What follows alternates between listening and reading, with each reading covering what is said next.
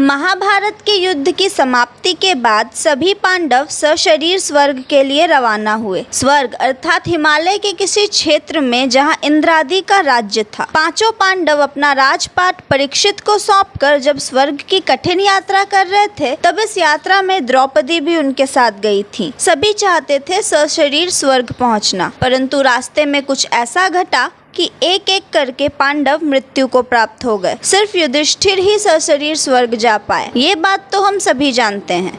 तो आइए आज आपको बताती हूँ कि किन किन पापों की वजह से उनकी मृत्यु हुई और वे सशरीर स्वर्ग नहीं पहुँच पाए। महाभारत की कथा अनुसार पांचों पांडव, द्रौपदी और एक कुत्ता आगे चलने लगे। तभी द्रौपदी लड़खड़ाकर गिर पड़ी। द्रौपदी को गिरा देख भीम ने युधिष्ठिर से पूछा कि द्रौपदी ने तो कभी कोई पाप नहीं किया, फिर उसके नीचे गिरने का क्या कारण है? युधिष्ठिर ने कहा कि द्रौपदी हम सभी को एक समान प्रेम नहीं करती थी। हम सब में अर्जुन को ही वो सबसे अधिक प्रेम करती थी, इसलिए उसके साथ ऐसा हुआ। ऐसा कहकर युधिष्ठिर द्रौपदी को देखे बिना ही आगे बढ़ गए। द्रौपदी के गिरने के थोड़ी देर बाद सहदेव भी गिर पड़े। भीम ने सहदेव के गिरने का कारण पूछा तो युधिष्ठिर ने बताया कि सहदेव किसी को अपने जैसा विद्वान नहीं समझता था। इसी दोष के कारण इसे आज गिरना पड़ा है। द्रौपदी और सहदेव के बाद चलते चलते नकुल भी गिर पड़े। भीम ने जब युधिष्ठिर से इसका कारण पूछा तो उन्होंने बताया कि नकुल को अपने रूप पर बहुत अभिमान था। वह किसी को अपने समान रूपवान नहीं समझता था, इसलिए आज उसकी यह गति हुई है। युधिष्ठिर, भीम, अर्जुन और वो कुत्ता अब आगे चल रहे थे। तभी थोड़ी देर बाद अर्जुन भी गिर पड़े। युधिष्ठिर ने भीम को बताया कि अर्जुन को अपने पराक्रम पर बहुत अभिमान था। इसने कहा था कि मैं एक ही दिन में शत्रुओं का नाश कर दूंगा, लेकिन ऐसा किया नहीं। अपने अभिमान के कारण ही अर्जुन की आज ये हालत हुई है। थोड़ी दूर आगे चलने पर भीम भी गिर गए।